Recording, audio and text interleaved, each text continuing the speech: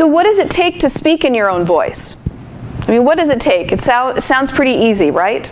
There's a few things that I'd like to mention that I think are really important. The first thing is it takes noticing, it takes observation. This is really, really critical. And this is also what poets do. We notice. We notice colors, we notice sounds, we are really paying attention to sensory perception. I was just in New York City a few weeks ago, and I was actually talking to a group of independent consultants there, and I had them do an exercise, and I asked them to think about the last client interaction they had had. Preferably if it was in person, because it's a little harder to notice on the phone, possible, but a little harder. And I said, in thinking about that last interaction, and maybe you can think about your last interaction now, your last client interaction or customer interaction, if you go back to that space and you think about, what did I notice about that interaction? It could have been something physical, it could have been something visual, it could have been something you heard, it could have even been something you felt.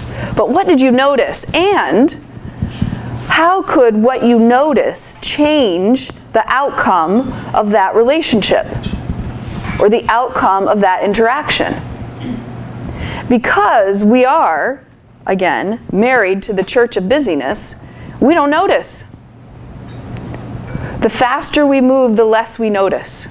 And I realize it's counterintuitive to think about those things because, you know, I'm checking my, I've got my iPhone right by my bedside. You know, it's my alarm. And I think that some of those practices about noticing and observation, it allows us to look out and say, okay, I want to be heard by this person. I want to speak in my own voice. And who is my audience and what do I notice about them? I think another thing is that you really have to know your own truth with a capital T. Your own truth.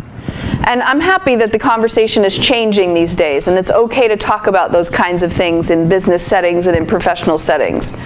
Because I actually think that when we're not cognizant of our own truth, we are operating under somebody else's truth.